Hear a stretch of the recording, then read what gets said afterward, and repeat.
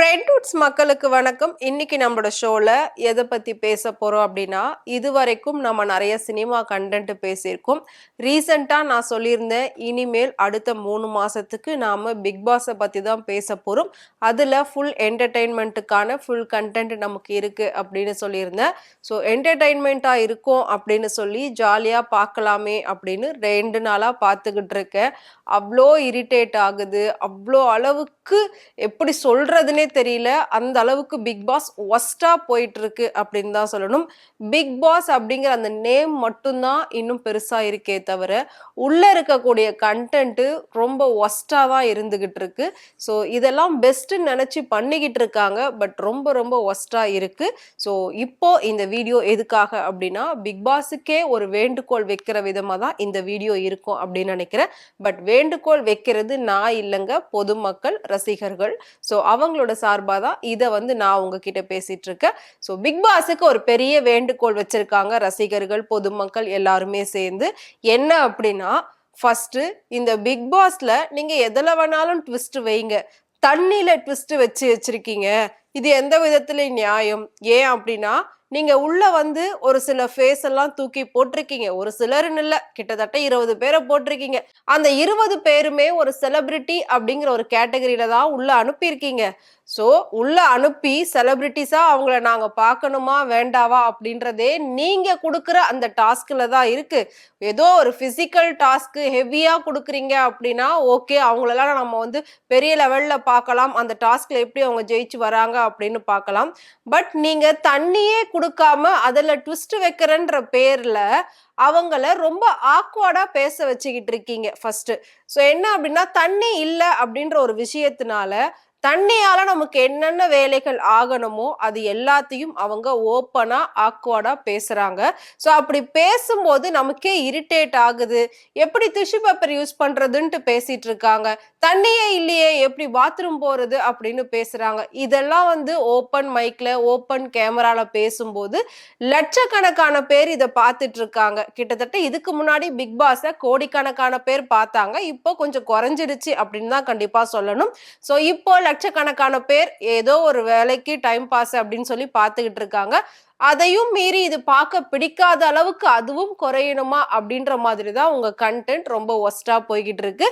So இதெல்லாம் அவங்க ஓப்பனா கேமரால ஆடியோல பேசும்போது இதை பொதுமக்கள் கேட்குறாங்க.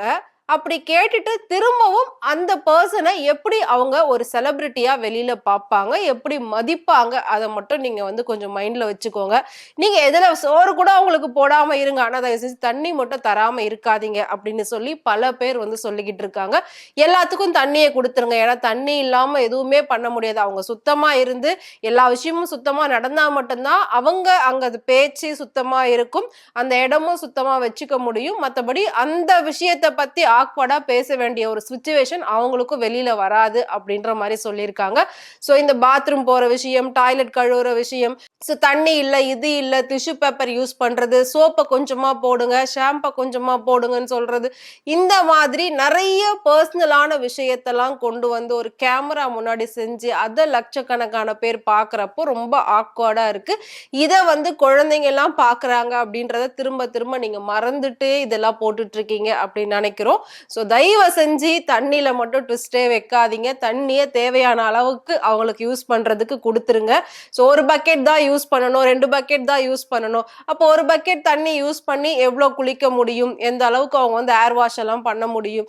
ஸோ நுரைகள் அதிகமா வருது அப்படின்னா அப்போ ஏர் வாஷ் பண்றதுக்கு தண்ணி எக்ஸ்ட்ரா தானே தேவைப்படும். அப்போ அந்த தண்ணியெல்லாம் கொடுக்கலன்னா அவங்க எப்படி சுத்தமா குளிப்பாங்க? அப்போ 2 நாளைக்கு ஒரு தடவை 3 நாளைக்கு ஒரு தடவையா குளிச்சுட்டு இருக்க முடியும்? அதெல்லாம் அவங்க ஓப்பனா பேசுறாங்க. ஸோ இதெல்லாம் ஓப்பனா அவங்க பேசுறதுனாலதான் ஆடியன்ஸ்க்கு அதை பாக்குறப்ப ரொம்ப ஆக்வர்டா இருக்கு. சோ திரும்பவும் அந்த பர்சன் அவங்க வெளியில ஒரு பெரிய செலிபிரிட்டி எல்லாம் பார்க்கவே மாட்டாங்க. ஏன்னா அந்த வீட்டுக்குள்ள அந்த பொண்ணு இப்படி எல்லாம் பேசிச்சே, ரொம்ப சீப்பா நடந்துக்குச்சே, பாத்ரூம் போறத பத்தி எல்லாம் பேசிட்டு இருந்துச்சே அப்படின்னு சொல்லி எல்லாருக்கும் அந்த ஒரு தாட்டு தான் வரும். சோ அதனால இந்த விஷயத்தை பொறுத்த வரைக்கும் இதுல நீங்க ட்விஸ்டே வைக்காதீங்க அப்படின்ற மாதிரி சொல்லியிருக்காங்க. பிக் பாஸ் அப்படின்னா வீட்டுக்குள்ள என்னென்ன நடக்குது அப்படின்றத ஓப்பனா தெரியறது. சோ ஒருத்தருடைய ரியாலிட்டி ஃபேஸ் எப்படி இருக்கும் அப்படின்றத காட்டுறதுக்கு பேர்ல தான் நீங்க அந்த ஷோவே போட்டுக்கிட்டு இருக்கீங்க. 24 hours அப்படின்னு சொல்லி டெலிகாஸ்ட் பண்ணிக்கிட்டு இருக்கீங்க. ஓடவும் முடியாது, ஒளியவும் முடியாது, அப்படியெல்லாம் பெருசாலாம் வந்து டைட்டில் கொடுத்து எல்லாத்தையும் மக்களை பார்க்க வைக்கிறீங்க. பட் இருந்தாலும் அதுலயும் ஒரு சில பர்சனல்னு இருக்கும். எல்லாத்தையும் எல்லார்கிட்டயும் வெளியே காட்டவும் முடியாது, சொல்லவும் முடியாது. அந்த மாதிரி விஷயத்தையும் நீங்க வெளியில காட்டுறதுக்காக ட்ரை பண்ணிக்கிட்டு இருக்கீங்க. சோ அதை டோட்டலா அவாய்ட் பண்ணுங்க அப்படின்னு சொல்லி பிக் பாஸ் ரசிகர்களே இப்ப சொல்ல ஆரம்பிச்சுட்டாங்க. ஓகே, அடுத்த கட்டத்துக்கு நாம வருவோம். அடுத்ததா என்னன்னா, நீங்க உள்ள 20 பேர் செலிபிரிட்டின்னு புடிச்சு போட்டிருக்கீங்கல்ல. சோ பிக் பாஸ் கண்டஸ்டன்ட்டை செலக்ட் பண்றதுக்காகவே ஒரு குரூப் இருப்பாங்க. ஜூரி சம்திங் அந்த மாதிரி ஏதோ இருப்பாங்க. அந்த டீம் எல்லாம் இந்த பர்சன்ஸ தெரிஞ்சுதான் உள்ள போட்டீங்களா, இல்ல தெரியாம உள்ள போட்டீங்களா? உங்களுக்கு டிஆர்பி வேணும்னு நினைச்சீங்கன்னா இன்னும் ஹை லெவல்ல நீங்க எல்லாரையும் எடுத்து போட்டிருக்கலாம். இன்ஃப்ளூயன்சருக்கு இப்ப வேல்யூ எவ்வளோ அப்படின்னு பாத்தீங்கன்னா, அவங்கள சோசியல் மீடியால மட்டும்தான் மக்களால பார்க்க முடியும். அதை தாண்டி இன்னொரு இடத்துல அவங்க போனாலே என்ன இந்த பொண்ணு போயிருக்கு, என்ன அந்த பொண்ணு போயிருக்கு அப்படின்ற கேள்விதான் மக்கள் கிட்ட வருமே தவிர, பாரு இந்த பொண்ணு போயிடுச்சு, பாரு அந்த பொண்ணு போயிடுச்சு அப்படின்னு பெரிய லெவல்ல யாரும் பேச மாட்டாங்க. இந்த ஷோவை நீங்க ஸ்டார்டிங்ல இருந்து பிக் பாஸ் 1ல இருந்து எடுத்துட்டு வந்ததே ஒரு பெரிய லெவல்ல தான் எடுத்துட்டு வந்தீங்க. ஏன்னா உள்ள இருந்த அத்தனை பேருமே பாத்தீங்கன்னா கிட்டத்தட்ட வெள்ளித்திரையில வந்தவங்க தான், பிக் ஸ்கிரீன்ல நடிச்சவங்கள தான் நீங்க உள்ள கொண்டு வந்தீங்க. சோ பிக் ஸ்கிரீன்ல தியேட்டர்ல ஒரு பெரிய ஆக்டரா நம்ம பார்த்தவங்கள தான் பிக் பாஸ் வீட்டுக்குள்ள பார்க்கணுன்ற ஒரு இன்ட்ரெஸ்ட் இருக்கும். ஏன்னா ஒரு ரியல் லைஃப்ல அவங்க எப்படி இருக்காங்கன்றத தெரிஞ்சுக்கிறதுக்கு மக்களுக்கு எப்பவுமே ஒரு ஆர்வம் இருக்கும். ஏன் அப்படின்னா எவ்வளவு வருஷங்கள் ஆனாலும் மக்களுக்கு சினிமா மேல இப்ப வரைக்கும் மோகமும் ஆர்வமும் இருந்துகிட்டு தான் இருக்கு. சோ சினிமா எப்படி இருக்கு, அதுல நடிக்கிறவங்க எல்லாம் எப்படி ரியலா நடந்துப்பாங்க அப்படின்றத தெரிஞ்சுக்கிறதுக்காக தான் இந்த பிக் பாஸ் எல்லாருமே ரொம்ப விரும்பி பார்க்க ஆரம்பிச்சாங்க. அப்படி இருக்கும்போது ஆரம்பத்துல இருந்து நீங்க கொண்டு வந்த முக்காவாசி பேர் கிட்டத்தட்ட 90% பாத்தீங்கன்னா பிக் ஸ்கிரீன்ல இருந்து வந்தவங்களா தான் இருப்பாங்க. அவங்கள பாக்குறதுக்குன்னு ஒரு இன்ட்ரெஸ்ட் இருந்தது, ஒரு கூட்டமே இருந்தது. ஆனா இப்போ நீங்க கொண்டு வரதெல்லாம் பாத்தீங்கன்னா ரொம்ப ரொம்ப ஒஸ்டா இருக்கு. சோ இவங்கள இப்படிதான் நாம பார்ப்போம். சோ அவங்கள ஒரு லெவலுக்கு மேல நம்மளால வந்து பாக்குறதோ இல்ல ஏத்துக்கிறதோ முடியாது. ஒரு ஆரம்பத்துல இருந்தே ஒரு நல்ல ஸ்டேஜ்ல வந்துட்டு அவங்க ஒரு ஹை லெவல்ல போறாங்கன்னா ஓகே அக்செப்ட் பண்ணிப்பாங்க. பட் அந்த மாதிரி இல்லாம பட் இருந்தாலும் இன்ஃப்ளூயன்சரா தான் பார்ப்பாங்களே தவிர வேற ஒரு இடத்துல வச்சு பாக்குறப்போ அவங்க நல்ல விதமா நடந்துகிட்டா ஓகே, அங்கேயும் போய் அதே பண்ணிக்கிட்டு இருந்தா அப்போ அது மக்களுக்கு இரிட்டேட் ஆகதான் செய்யும். சோ இந்த தடவை பிக் பாஸ் டீம்னு சொல்லி நீங்க செலக்ட் பண்ண இந்த கண்டஸ்டன்ட்ல ஒருத்தர் கூட வந்து யாருமே கரெக்டா இல்ல. மேபி பிரவீன்காந்த்னு ஒரு டைரக்டர் எடுத்து போட்டிருக்கீங்க. அவர் மட்டும்தான் கொஞ்சம் மெச்சூர்டா, ஏஜ் வைஸும் சரி பேச்சு எல்லாமே பாத்தீங்கன்னா அவர் மட்டும்தான் கொஞ்சம் மெச்சூர்டா இருக்காங்க. சோ அவரு பெரிய பெரிய ஹிட் படங்களை கொடுத்திருக்காரு. அவரை போட்டதுல எந்த ஒரு தப்பும் இல்ல. பட் மத்தவங்களை பாக்குறப்ப பாத்தீங்கன்னா ரொம்பவே கஷ்டமா இருக்கு. இவங்கெல்லாம் எப்படிடா உள்ள போனாங்க, எதை வச்சு இவங்களெல்லாம் உள்ள போட்டிருக்காங்க. அப்போ டிஆர்பிக்காக ஒரு கண்டென்ட்டுக்காக என்ன வேணாலும் பண்ணுவாங்களா? ஆனா இவங்களால இப்ப டிஆர்பி குறைஞ்சுகிட்டு இருக்கே, இவங்களால இப்ப கண்டென்ட் குறைஞ்சுகிட்டு இருக்கே, நீங்க என்னதான் வேல்யூவா கொடுத்தாலும் அது வந்து ஒஸ்டா தானே போயிட்டு இருக்கு அப்படின்ற மாதிரி தான் மக்கள் கிட்ட பேச்சுகள் போய்கிட்டு இருக்கு. சோ எல்லாருமே பிக் பாஸை இப்ப ட்ரோல் தான் பண்ணிட்டு இருக்காங்களே தவிர யாரும் இன்ட்ரெஸ்டா விரும்பி பார்க்கவே கிடையாது. அதுலயும் இதுக்கு முன்னாடி லட்சக்கணக்குல கோடி கணக்குல மில்லியன் கணக்குல எல்லாம் பாத்தீங்கன்னா ஓட்ஸ் எல்லாம் வந்திருக்கும் கண்டிப்பா உங்களுக்கு. இப்போ ஆயிரக்கணக்குல ஓட்ஸ் வர்றதே பெரிய அதிசயமா இருக்கு. சோ யாருமே ஓட் போட மாட்டேங்கிறாங்க. ஏன்னா யாரும் இதை இன்ட்ரெஸ்டா பார்க்க மாட்டேங்கிறாங்க. இன்னொரு விஷயம் என்ன அப்படின்னு பாத்தீங்கன்னா ஒவ்வொருத்தரும் உள்ள போயிட்டு நாமினேட் பண்றாங்க இந்த வார எலிமினேஷனுக்காக. சோ அந்த நாமினேஷன்ல ஒவ்வொருத்தரும் ஒவ்வொரு விதமான ரீசன் சொல்லிட்டு இருக்காங்க. சோ அவரை வச்சு இப்ப எல்லாருமே கேம் ஆட ஆரம்பிச்சுட்டாங்க. அவங்க வெளியில தெரியணும் அப்படின்னா சோ ஒன்னும் இல்லாத ஒரு டம்மி பீஸ் கிட்ட போய் வாய்ஸ் ரைஸ் பண்ணணும் அப்படின்ற அந்த ஒரு ஸ்ட்ராட்டஜி தான் எல்லாருமே யூஸ் பண்ணிட்டு இருக்காங்க.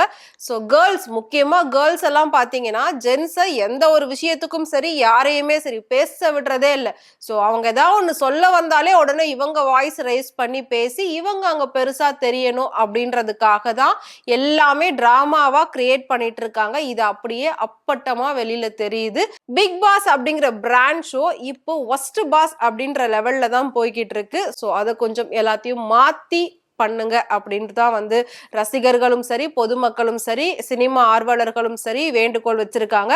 அது இல்லாம சண்டை போடுறன்ற பேர்ல அசிங்கமா திட்டிக்கிறது, அசிங்கமா பேசிக்கிறது, ஒருத்தர் பொண்ணு பையன் அப்படின்னு பார்க்காம அடிக்க கை ஓங்கிட்டு போறது, சோ வயசுக்கு ஏத்த ஒரு மரியாதை கூட கொடுக்காம ஆளாளுக்கு பேசுறது, இந்த மாதிரி விஷயங்கள்லாம் நிறைய நடந்துட்டு இருக்கு.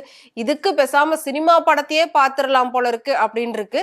பட் சினிமாக்கும் இதுக்கும் என்ன வித்தியாசம் அப்படின்னு அப்படின்னா சினிமாவில் அந்த ஃபைட்டு அந்த வேர்டு அதெல்லாம் வந்துட்டு அவன் வில்லன் கிட்ட மட்டும்தான் யூஸ் பண்ணுவாங்க. ஸோ தப்பு செய்யற ஒரு பர்சனை தான் அடிப்பாங்க, வெட்டுவாங்க, குத்துவாங்க, தப்பா பேசுவாங்க. பட் இது வந்து ரியாலிட்டி ஷோ தானே.